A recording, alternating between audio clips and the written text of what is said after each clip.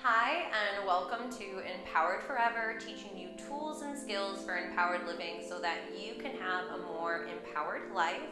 My name is Shanna Brown. I am your lead coach, and joining me today, I have fellow friend, yogi, and soul sister for life, Ms. Katee Piscopo. I'm so grateful that she's here. Thank you for being here with us today. Thanks for having me here. I'm so excited to chat and let everybody just see what we talk about. Exactly. So our intention today, what we're going for is there's so much upheaval and unrest going on right now. We're seeing it in our community, we're seeing it in the world.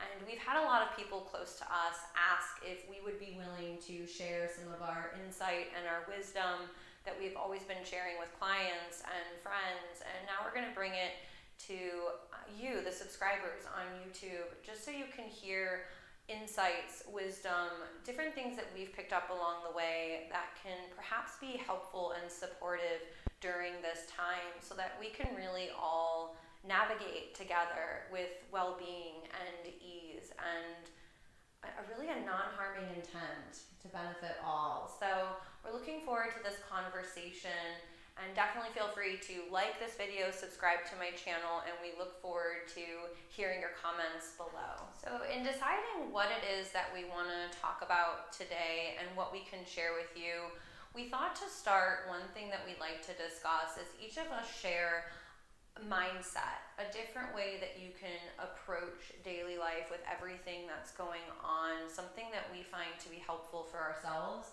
that we can now share with you. And then we also want to share a physical self-care. So everyone's out there telling you to boost your immunity, and there's so many people that don't even know where to start. So we can each share a self-care ritual that might be helpful. If I'm feeling out of control and don't know what's going on, is just to trust life, trusting the timing of life, and that everything happens in divine order. Like, we have no control anyway. So whatever. I mean, you just kind of have to flow with it like the river. How would you say, so for someone just starting that, what would be your advice? What's an action step, or how does one begin to feel into or ease into trusting life? What would that look like? Or how did that look like for you when you started? Or where would a person start with that? For me, that has a lot to do with my own faith. I think, my own practices, let's say I'm praying at my altar, I'm meditating. I think just really getting into yourself, because we can feel like we're getting all this information from the outside, but when we just quiet everything down in silence, and then we can really tune into what serves us and what doesn't. So if we have these thoughts like the world is ending or whatever it is, and even if we think that when we go through a breakup or our car breaks down and it's like the world's ending, It's moments of intensity. Yeah, it's so intense. You kind of have to just, I think, sit in silence, listen to the messages that silence has to give you, because it's coming from yourself. So whether you want to connect with, your highest good, your God, whatever you associate that with, to me, that brings me the trust, because I just understand there's something out there that's bigger than myself, and just through going through life, we can understand we don't have any control. We have nothing. So if you were going to break that down, if I were to recap, it's almost like you're saying the first step to trust is slowing everything down.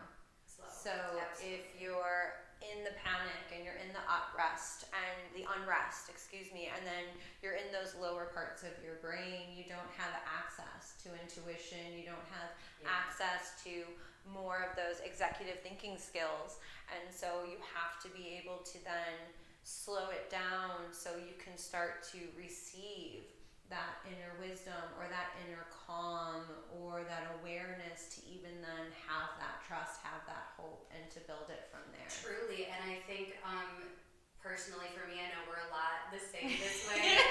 We have our yoga books, we have whatever our personal development books, and we have every other page highlighted because we're like, I love this quote, I love this quote.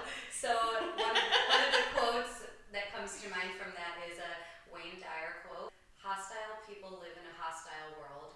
Loving people live in a loving world, and it's the same world. So how come?" And so that, I really try to think about that a lot, because it goes into that whole, law of attraction, The Secret type of stuff. we're saving that conversation for another day because that's way too long Yeah, for that's this too big YouTube. of one. So, okay, so Yeah. what's your practice then? So, Mindfulness? for my practice for your mindset during this time, I would have to say compassion. That's going to be my number one go to during this time. So, what I mean by compassion is I had a student of mine ask me recently, you're holding a lot of space for your clients, you're holding a lot of space for other students. How are you doing in all of this? And it was a really powerful moment. And I reflected, and when I answered her, my response was, you know what? I've accepted, and I understand that during this time there will be moments where I'm going to bring my consciousness and my mindfulness, and I know I'm going to bring my A game and my best self to the table where I really get to emulate all that I'm teaching others and sharing with my clients. And I also accept that there will be times when I'm scared or I'm crying on the floor, and I said that I want to be able to navigate this part with a lot of authenticity. And we're authentic with compassion. So the more that I can practice love for myself, the more I can practice love for my neighbors. So if people are apocalyptic shopping and they're panicking, and how can I send them love? And I teach this with my youngest clients. I mean, children, we teach them how to send love, send good vibes, send well wishes to help people who are having a hard time. So I can judge that person or I can bring compassion. So for me, the mindset of this experience is compassion, because with compassion is going to come patience. One is going to be find some time to be quiet and find some time to disconnect and embrace the stillness so that you can hear your inner voice, so that you can slow things down to open back up to hope, open back up to trust. And the other one is going to be leading a life of loving compassion. So being kind and compassionate with yourself when you get scared, being kind and compassionate with yourself when you get angry and lash out at a loved one.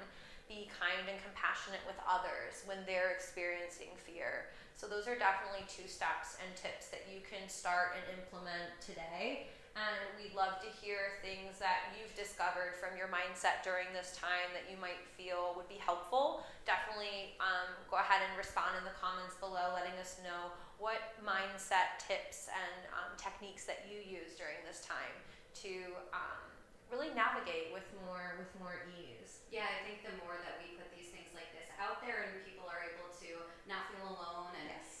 have more of a community Yes. about it, that it's just like only going to get better for everybody who's just dealing with their own things. Absolutely. Reach out to us. Yeah. Let us know if there's questions or anything that we can follow up with. We are here to be a support, a pillar in the